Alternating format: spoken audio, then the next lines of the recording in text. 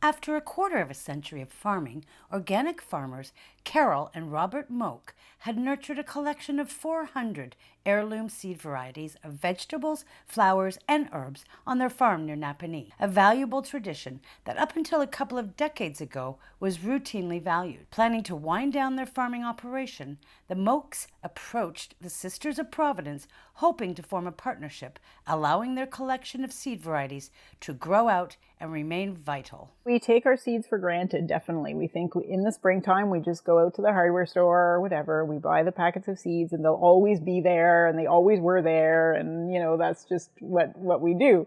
But in fact, it is more complicated than that because Canada is not seed secure. Other than grains, Canada does not grow its own seeds. So we are importing seeds from all over, from China, from Mexico, Israel. The seeds come into Canada to grow our vegetables from very different climates, completely different climates than what we have here. So these seeds are adapted to here. They should be in community here. In 2008, Kate Henderson joined the sisters and the soon-to-be retired Moaks in the role of sanctuary gardener and seed saver to tend to the heirloom seed collection and continue the long-lost tradition. So I was an organic gardener and amateur seed saver. I was a professional gardener and amateur seed saver.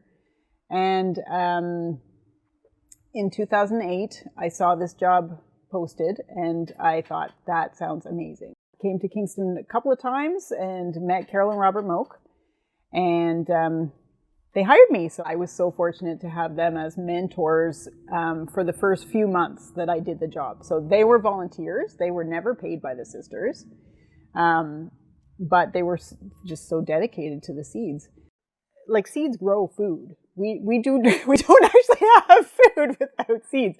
Even livestock, like even if we're eating cheese and meat, they are eating seeds and plants that grew from seeds. Like, it's integrated into our entire food system and we don't even see it. It's just, it's almost invisible. Kate could see that the sisters were aging, and so she initiated a proposal for a seed system in Kingston named the Kingston and Area Seed System Initiative. The Kingston Area Seed System Initiative, we use the acronym CASI, was formed because in order to have a resilient food system, we have to have a resilient seed system.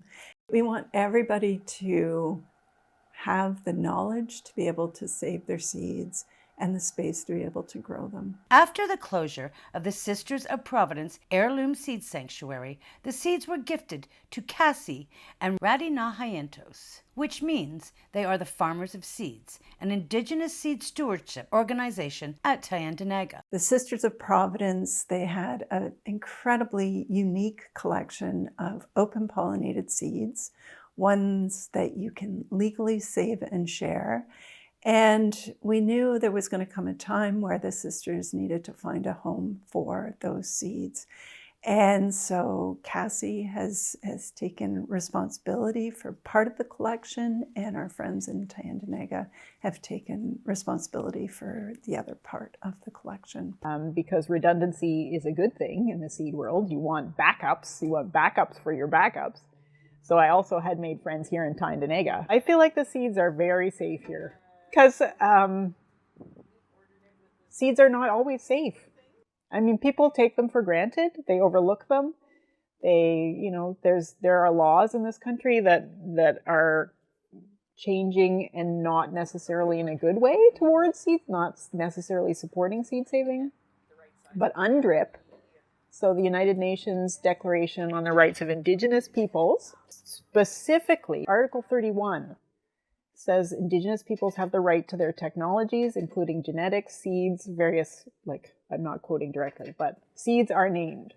Saving these seeds not only helps preserve the cultural heritage and agricultural knowledge of Indigenous and local communities, but also genetic diversity, which is crucial for a resilient agricultural system. I hope we can continue to do this, hopefully even on a little bit bigger scale as the years go on. I hope we can slowly, gradually expand, and I hope we can start to get more of our community here and involved and not just like in a volunteer way, but like so they feel like they are welcome here and that they're a part of it and that it's for them. Now, I also hope that more people start to realize how important food is too, and how important the food and like the food and the seed part, how much they go together, you know? And also because it's like something that is like who we are. Like we're